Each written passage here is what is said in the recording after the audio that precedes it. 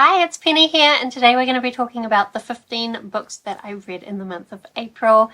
As usual, I'm going to do this wrap-up book battle style, which means I pair up all the books and I battle them against each other until we come up with the best book of the month.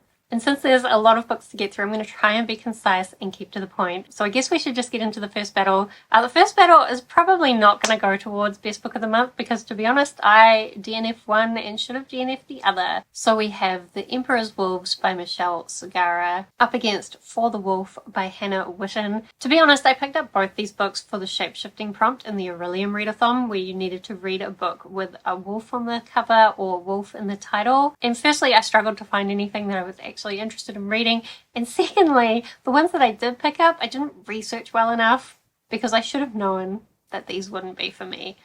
So firstly, For the Wolves by Michelle Sagara. I have read things by Michelle Sagara, but under her other pen name, Michelle West, where she writes more epic fantasy, and I think, or at least now I think that's the distinguishing factor between those two names, and I think I need the more epic fantasy books that she writes, whereas I think under Michelle Sagara, she writes more YA and like urban fantasy. Also, what I didn't realize is that this is a prequel to her Chronicles of Elantra series. And when I looked at some reviews, it was like, don't read this book unless you've read the rest of the series. And 100% that is correct. I started listening to it and there were so many characters that clearly I was meant to be attached to already, but I didn't care. And it's kind of weird because it's a prequel, so it's kind of the backstory of a character I assume is a side character. But then the story also starts out with somebody reading his mind, and through that you're getting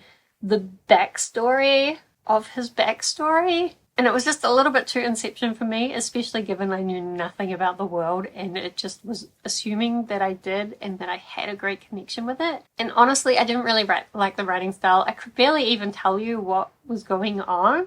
Some kind of like entrance exam to some assassin group called the Wolves. I don't know. I feel like it was a little bit like A Court of Thorns and Roses or Throne of Glass, Sarah J. Maas.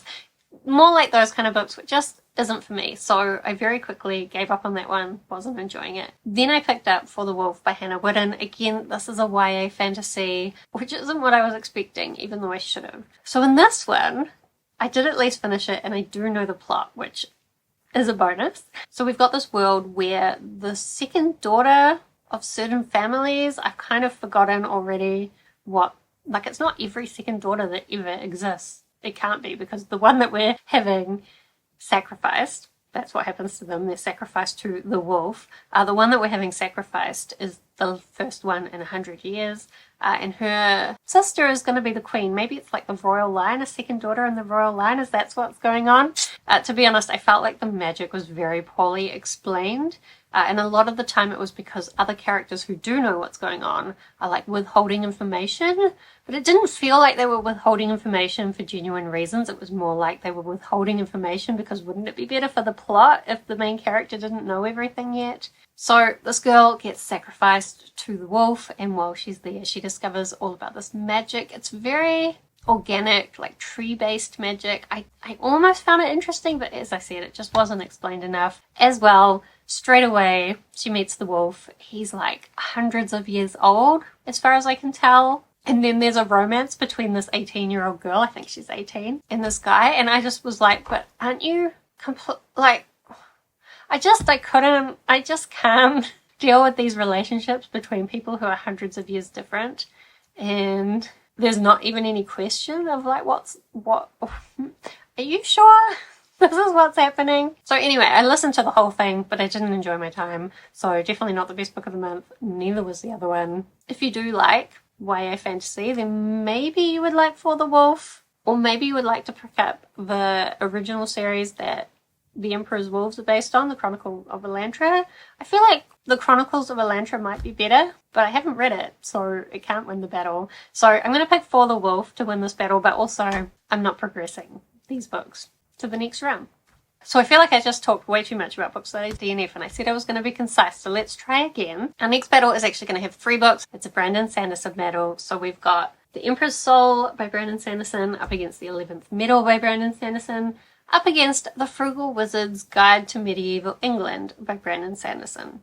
So, firstly, The Emperor's Soul and The 11th Medal are both shorter books in Brandon Sanderson's Cosmere. The Emperor's Soul is set on the same world as Elantris, but in this, the magic is all based around people being able to rewrite the history of an object, and through rewriting that object, give it new attributes or change what it's like. And the main character is a prisoner who's then recruited to trying to help with a problem the Emperor has, I guess with his soul, you might say, from the title. So I've read The Emperor's Soul before, and I did enjoy it. I did think on a reread that it isn't quite like top tier Brandon Sanderson, just because it's a shorter novella, so you don't get to know the characters as well. There aren't really the twists and turns that I would have expected. A little bit, but not really. Some of the plot points felt a little bit convenient to me. I swear when I first read this, I thought it was amazing. So I've probably just read too many great fantasy books since then, and it probably is amazing. But just because it's shorter, it doesn't give you everything you might want. And that's also true of the 11th Medal, which I picked up. So this is like a short prequel to Mistborn. It seems like Brandon just wrote it as like a little promotional thing somewhere along the way. It doesn't really add anything to the story. I do kind of wish, even though it's a prequel, that I had read it after I do my reread of Mistborn, because then I think I would have had that connection to Calcia. But as I think this was done like as a promotion to get people to read Mistborn, I don't know that it would have achieved that. Because while it has the action of Mistborn, it doesn't really have the heart of Mistborn, even though you might expect Calcia to be the heart of Mistborn. So if you don't know, Mistborn is where people have this magical power that they get from consuming metals, and certain people can gain different abilities depending on which metals they consume. Certain metals are linked to certain abilities. Most people can only use one ability, but the Mistborn can use all the abilities, and Calcia is one of these Mistborn. In this 11th Medal, he's just training and kind of, I guess, starting to find his purpose, which will drive him to the heist and the overthrowing of the Lord Ruler that he attempts in Mistborn. But I just didn't find it that insightful. So, then, I also read Brandon Sanderson's Secret Project number 2, which is the Frugal Wizard's Guide to Medieval England. And I know a lot of people have really enjoyed this. It's probably a lot of fun, but fun just isn't really what I look for in my fantasy. This isn't really fantasy though. It's kind of sci-fi, but there's not much sci-fi either. It's more of an action story with a lot of plot conveniences. Through the story, I realized I really don't like it when you have a main character who doesn't remember anything about themselves or their lives, and they slowly learn it along with the reader, which maybe it sounds like it would be fun, but I just found all the memories coming back felt very convenient. I didn't really like the main character. I didn't feel like any of the secondary characters were developed to Brandon Sanderson's normal standard, and I didn't believe in any of the main characters' relationships with these other people. Primarily, I didn't really believe in the main character because he didn't have any memories. I felt like he didn't have any depth. And while I was surprised that I didn't really mind the humor in this one, just overall, I was a bit disappointed with it. So, if we're putting these three books up against each other, I'm definitely going to pick The Emperor's Soul because I think it is the strongest story of all of them. Even though it is a shorter novella, the characters felt fully developed, and there was a full plot, which I didn't feel like either of the other two books had. So, The Emperor's Soul will move on to the next round. Then, the next battle, I have the physical books here. We have A Day of Fallen Night by Samantha Shannon up against Jaran by Kate Elliott. So, A Day of Fallen Night is the prequel to A Prior of the Orange Tree by Samantha Shannon. In this world, we have two empires primarily, one that has a great fear of these fire dragons coming back and destroying them, but they've built up this whole religion around the monarchy, believing that as long as this royal line continues, the dragons will be held away, or this one specific dragon will be held away. On the other side of the world, we have this empire where they revere dragons, they treat dragons as their gods, but their dragons are more like water-based, so it's very Western dragons versus Eastern dragons. I didn't mind A Prior of the Orange Tree, but I did think instead of a single standalone, it should have been written as a trilogy, and I think the weakness at the beginning of the book and at the end of the book could have been fixed somewhat by doing that, padding those ends out a bit. With this one though, I, to be honest, didn't really think any of it is any good. We have a bunch of characters who are kind of forced into positions of responsibility, even though they don't really seem, for most of the books, that interested in it. It's a little bit weird because they don't seem interested in it, but they're doing, like, things that I don't think suited their characters. But also, like, I just feel like this was 846 pages. Nothing significant happened. There are dragons back. There is a disease spreading, some kind of plague. There is a particular person causing trouble. But just like nothing the characters do about those problems actually leads to the resolution. The resolution is like completely separate. So then why was I reading this story? I don't know. The average rating for this on Goodreads is overwhelmingly high, and I don't understand why, because I hated it. So that's a shame. Then I read Jaran by Kate Elliott. So I've had this sitting on my shelf for about a decade, maybe longer, and I finally picked it up. Primarily because when I was in my 20s, I accidentally read the third book from this quartet, not realizing it was the third book. And I kind of always wanted to go back to it just to understand the rest of the story. So this is Kate Elliott's debut, her first novel, and I have to say I think her writing is probably at its worst. I do always struggle a little bit with Kate Elliott's writing, and so with this I particularly struggled, but I still got through the whole thing, which is lucky because there's no audiobook to fall back on. So in this one, we have humans spreading out across the galaxy. It's kind of a science fiction, but not really. Because humans are spreading out across the universe, but then we come up against this much bigger empire, and although we try to fight back against them, they basically have absorbed us. And this girl, Tess, is the heir to the rebel leader who's now been given a position of power in this bigger alien empire. And she ends up on this planet where the aliens aren't supposed to go because they gave it to this rebel leader, and he's trying to keep it as like locked away, the primitive culture on it. He wants to keep it just doing its own thing and doesn't want to come in as this science future race and ruin everything. But Tess ends up getting stuck on this planet, and at the same time the aliens are on that planet doing something suspicious. But most of this book is actually just about Tess getting to know this primitive culture. There's a romance which I honestly found very toxic. There's a lot of like tropes like forced proximity, there's only one bed, oh he's sick, I need to look after him, but also just like they're both very stubborn people and constantly bickering, which like I can imagine lots of people would like the romance in this, but I hated it. I like romances where people work together and properly respect each other, and this is not that. However, I did find the alien conspiracy quite interesting, and like knowing where the third book goes, even though I know it was still a lot of that toxic romance, knowing where it goes, I'm still interested to continue this series, so I think I will. And if we are putting these two books up against each other, I hated this. I hated it so much.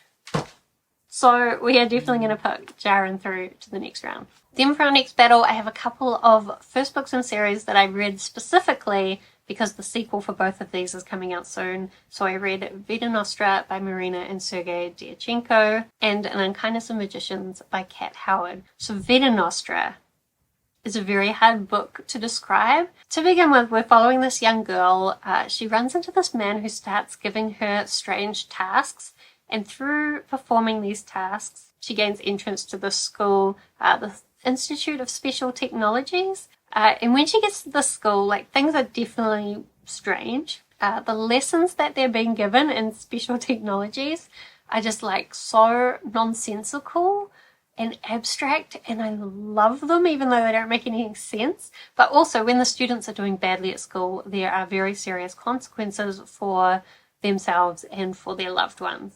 And so they're all working really hard to succeed, but it takes a while for it to really become clear what they're even doing. In fact, to be honest, the first time I read this, because this is a reread, the first time I read it, I got to the end, I went and read a bunch of theories online about what happens at the end, and then I reread the last 15 minutes of the audiobook. This time, I didn't feel like the ending was nearly as unclear as I felt the first time I read it, but I still feel like there's so many questions, so I am very excited to see whether the sequel will go on to answer them. So I think definitely only go into this book if you're happy with everything being really abstract and unclear. I've seen some people saying that it's like Harry Potter. No. There's a magic school, kind of. Is it magic? It's kind of all about metamorphosis and transformation, and it definitely links into the fact that she's like a teenager becoming an adult, and so that's a metamorphosis of itself. And just some of the things that she goes through are so strange, but also like really great representations of what it's like to go through that transformation into adulthood. So I loved Vita Nostra. Then we have An Unkindness of Magicians. So this one, again, a reread that I knew I was going to love.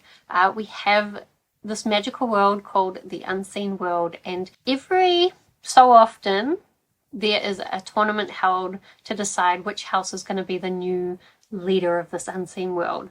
This tournament has come a little bit early for some reason that people aren't sure about, but also there's certain players trying to change the way that the power structure works within this magical society. And some of these magical duels that they're doing as part of this tournament are starting to become very dangerous in a way that they wouldn't usually be. They are usually dangerous, but not in this particular way. It's kind of a strange one because there is a murder mystery element to it, but you as the reader always know who's responsible for that. But there's some other mysteries going on around that you don't know what's going on. I think my favorite thing about this book is just that some of the bad guys in this book really get what they deserve. Now, when this book came out, it was only going to be a standalone, so I'm really not sure where the sequel will go, but again, very excited to get to it. So, if I'm putting these two books up against each other, this is a hard one because I love both of them. However, I do think in Unkindness of Magicians, it's a very good, solid urban fantasy, but Vita Nostra just has ideas that take things so much further, and like, it's just a book I feel like I could read multiple times and still get something new out of it. So, Vita Nostra will be going through to the next round. Then we have A River Enchanted by Rebecca Ross up against The Bruising of Quilwa by Naseem Jamnia. So firstly, A River Enchanted. This I think is based on Scottish mythology. So we have this island, and the two halves of the island have been at war for a very long time. But now on one side of the island, young girls have started to go missing. So this bard who left when he was much younger has been called back to the island, and he's really having now to face up to some difficult relationships that he left behind, as well as helping this investigation with these missing girls. We also kind of get perspectives from the heir and one of the guards and his wife. And to be honest, what I didn't like about this book is it's very focused on the relationships, neither of which I personally found very compelling. One of them just goes from nothing to everything in a moment. There's like a forced marriage. I just didn't really understand those, and I also really didn't understand why those were the focus when there's young girls going missing, and this seems like something that should be more of a focus. But when we did finally get into what was happening with those young girls, I did like it a lot more then. I am a little bit worried that the second book will be back to the relationships, even though it promises to be something more. But it's only a duology, so I do think I'm going to continue. And I can see that a lot of people would like this, even though it wasn't particularly anything significantly interesting for me. Then we have The Bruising of Quilwa. This is quite a short audiobook that I listened to, and I have to say I wish it hadn't been so short. It's got some really interesting themes and some interesting magic and an interesting cultural struggle. I really just don't feel like the book was long enough to explore these things fully. I felt like a lot of the cultural themes were just told to us rather than being shown to us through exploring the world, which is what I would have preferred. But still, it is really interesting. So our main character is a refugee who had to leave their home country with their family and make a new home.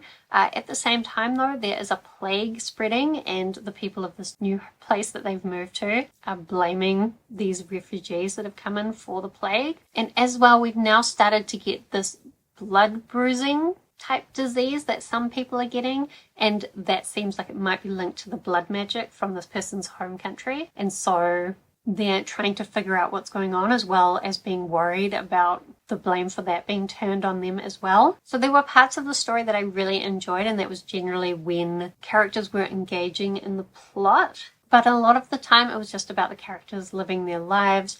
There's also a lot about their younger siblings struggling with their gender. That was interesting, but again, I just didn't feel like it fit into the cohesive whole of the novel. And in the end, that part of the story almost felt like it was left hanging. But there were some parts where we really got into this like disease and the murder mystery, and I really loved those parts. And I think there was so much potential in the world. I'm just so sad that it was as short as it was. So if I'm putting A River Enchanted up against The Bruising of Quilwa, I still would actually choose The Bruising of Quilwa, even though I don't think it achieved its potential. I think it had a lot. So The Bruising of Quilwa will go through to the next round. Then our next battle will be Alone with You in the Ether by Olivie Blake up against Sanctuary by Andi C. Buchanan. So Alone with You in the Ether, this is one that I picked up, not really knowing why I was picking it up. I did like The Atlas 6 by Olivie Blake, but I didn't love it as much as a lot of people did. And Alone with You in the Ether is a romance, which is not something I normally read or get a lot out of, but something about Olivie Blake, I like her as a person. She has a YouTube channel where she does a series, I think it's called Olivie is Not Writing. Anyway, I like watching that. She seems like a really nice person. So I decided to pick up Alone with You in the Ether, and I'm actually really glad I did, even though I don't normally like romance. And I will say there's kind of a whole third act breakup, which is a typical thing in romance, and I really didn't enjoy it. But I did really enjoy these two neurotypical characters getting to know each other and forming a relationship and like finding a way to live a better life together. But also there's kind of some very creative writing in here, bits where it's almost got like stage direction for a play around things, or like commentary from other characters, or like the main characters in different times. And there's a lot of discussion in this because the romance is between a possibly autistic, definitely depressed man who is trying to solve time travel. There's a lot of talk about causation and bees. And then the other character is this woman who is bipolar and also an artist.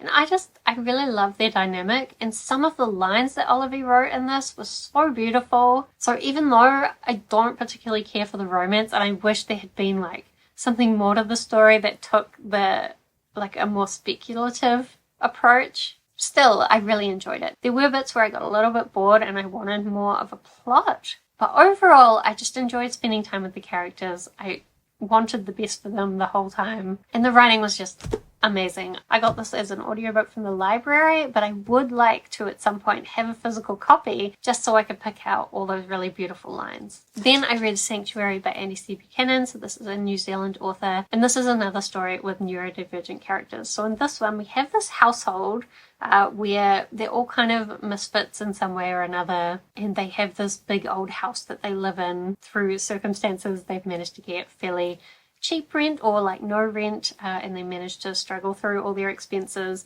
and just like they've learnt how to live together and how to be accepting and supportive of each other's differences. But as well, in this house we have a whole bunch of ghosts. And it really does an amazing job of linking the idea that these neurodivergent people still deserve respect and just have different needs from regular people. And the same thing goes for ghosts. Like, ghosts are still people. They still deserve respect. They still deserve to make decisions for themselves. But, like, they're ghosts, so they have some differences that you need to account for. I really love the connection it was making with this. And there is also, I guess, a bit of a ghost mystery going on in here, where they have a bunch of ghosts locked in bottles dumped on their doorstep, and they start opening up these bottles once a day and like trying to integrate the ghosts they find into the house until about halfway through the book, when there are some troubles with that. I will say right at the end there's kind of like a battle scene that felt very strange to me. It wasn't really clear what was happening. It just seemed like they were fighting for a long time without it being clear how they were fighting. And just like mostly, I don't think this wanted to be a book with a battle scene. I think it wanted to be a book that really talked about this found family of neurodivergent people and like their connection with the ghosts, and just like how everybody struggles but how they make their circumstances work. And then I guess I wanted a plot in this, but I'm not sure if the plot I got is the plot I wanted. What I really loved about this was just the way that it described this found family and made those connections with the ghosts. But definitely in here as well, there are a few sentences that are quite clunky, and I wish that Andi had gotten a bit more editing support with it. Anyway, if I had to put these two books up against each other, I would pick Alone with You in the Ether just because the writing was so beautiful. Normally I would say I'm more of a plot reader rather than a writing reader, but Alone with You in the Ether was just lovely. Then for our last battle, we have Wicked by Gregory McGuire up against Cultish by Amanda Montell. So, firstly, Wicked. I picked this up because I was going to see the Wicked musical and I wanted to read the source material beforehand, and I did actually read the whole series of the original Wizard of Oz books by Frank Baum before I read this, and it was really interesting to see how Gregory McGuire took the original Oz books and then rewrote the Wizard of Oz story. So this, if you don't know, is basically the story of Wizard of Oz, but from Elphaba's perspective. So Elphaba being the Wicked Witch. If you don't know, Elphaba is Frank Baum's initials. Oh, I've just realized I always say Frank Baum, but it's L. Frank Baum. Elphaba. Anyway, Elphaba's born with green skin, which is very upsetting to her parents. Then she goes to school and she gets involved in this activism around animals with a capital A. So in this book, animals with a capital A are animals that can talk and have like a consciousness. There's one of their professors at school who's trying to prove that animals with a capital A have a soul and other animals don't. But at the same time, these animals are having a lot of rights stripped from them. One of the arguments being that you can't tell the difference between an animal with a capital A and a normal animal before they learn to talk. So like, the question is, are they really the equivalent of humans? I mean, human babies can't talk either. Anyway, the argument's very flawed. Elphaba gets involved in activism, and through this, the Wizard of Oz ends up wanting her dead and uses Dorothy to do it. What I love about this story is how Gregory McGuire has like completely rewritten the world of Oz, but not taken away anything from Dorothy's experience. So everything in the original Dorothy book could still be true, but Dorothy is just unaware of everything else that's going on in the world, and I really loved it. I will admit some bits of the writing, especially near the end, do go on and on a bit, so it was a little bit of a struggle at the end, when I guess we got over the world building and just got into the pure plot of things. But overall, I really enjoyed this, and actually this is a book series that I read back in my 20s and I really loved it. So now having read this one, I do think I will continue on and read the other 3 books in the series because I just really enjoy this different take on the world of Oz. Then the other book in this battle is Cultish. So this is a non-fiction book about cults, but specifically about the language that cults use to both recruit people and keep them in the clique, or at least that's what it sells itself as. Unfortunately, I still felt like this book was a little bit more focused on the stories rather than the language. There are some concepts in there being explored about the language, but because the structure of the book is that each part of the book is focused on a different kind of cults, and then within each part you have stories about different cults within that type of cult, and then the language concepts that she's introducing are just discussed throughout, and because of that, to me the concepts didn't feel clear to me. Maybe it's partly because I listened to this on audiobook, but I didn't go away from this having a clear idea of the concepts in my head, and I think that if it had been more concept structured, then I would have, like, here's the concept and here's some examples of that concept, but instead it was like, here's the examples and let me tell you about some of the concepts, but like just some of them randomly. Anyway, there are some good ideas in it, and I did definitely have some interesting thoughts about cults while I was listening to it, but I just feel like it wasn't quite everything it could have been. So if I am putting these 2 books up against each other, I'm definitely going to pick Wicked to go through to the next round. Okay, now let's do some semi-final battles before we work out what the best book of the month is. Firstly, we're going to have The Emperor's Soul by Brandon Sanderson up against Jaran by Kate Elliott. As I said, I did find the relationship in Jaran to be very toxic, but also just the fact that it was mainly focused on her getting to know this culture, and then the actual plot was fitted around the romance and this cultural friendships that she was building. Like, the actual parts I enjoyed of the story were not as much as I would have liked, and I definitely feel like this book was a lot longer than it needed to be, whereas The Emperor's Soul keeps things very tight, and I actually would have wanted more of it. So for that reason, I'm going to pick The Emperor's Soul to go through to the finals. Then we've got Vita Nostra by Marina and Sergey Dyachenko up against The Bruising of Quilwa by Naseem Jamnia. And this one, again, it comes down to length maybe and like depth. So The Bruising of Quilwa, some great ideas, but just not fully explored. Whereas Vita Nostra, just like there's so much to it that I didn't even get all of it. I know I didn't even get all of it. And there were just some really amazing concepts that were explored in Vita Nostra. And I think it's one of my favorite books. So Vita Nostra is going to go through to the next round. And then we have Alone with You in the Ether by Olivie Blake up against Wicked by Gregory McGuire. This is an interesting battle because obviously I love the writing in Alone with You in the Ether, but the plot, no, really wasn't my favorite. But did it really even have a plot? It was more just a bunch of conversations and concepts. But then the world building and the plot in Wicked were so much better. But like, were the characters and the concepts and the writing as good? No. So I'm a little bit surprised by myself, considering that I'm a fantasy, sci-fi type girl all the way normally. But in this case, we're going to put the romance through to the finals because I love the writing. It was so beautiful. So then we are up to the finals. I'm just going to put the 3 books that we have up against each other in a single battle. So we've got The Emperor's Soul by Brandon Sanderson up against Vita Nostra by Marina and Sergey Dyachenko up against Alone with You in the Ether by Olivie Blake. So how am I picking the winner? Usually when it's a 3-way, I pick one to drop off straight away. And unexpectedly, I think we're going to drop off the Brandon Sanderson one because The Emperor's Soul, like, it was a solid fantasy, but it was a bit short and I just didn't feel the connection to the characters that I did with the other books. So then Vita Nostra versus Alone with You in the Ether, I think both of these, like, conceptually were amazing, although I wish Alone with You in the Ether had taken the concepts a little bit further, but that's just me wanting something more speculative. Whereas Vita Nostra was just so conceptual and like really took things to a very speculative and like unusual level. I love Vita Nostra so much. I'm really hoping that when I pick up the sequel in May that it's not going to let me down, because at this point my expectations just keep growing, which is always dangerous. So I'm going to pick Vita Nostra as the best book in the month. I loved it so much. On a reread, I wasn't expecting it to be as good as the first read. But actually, I think it was better because I think I understood it better.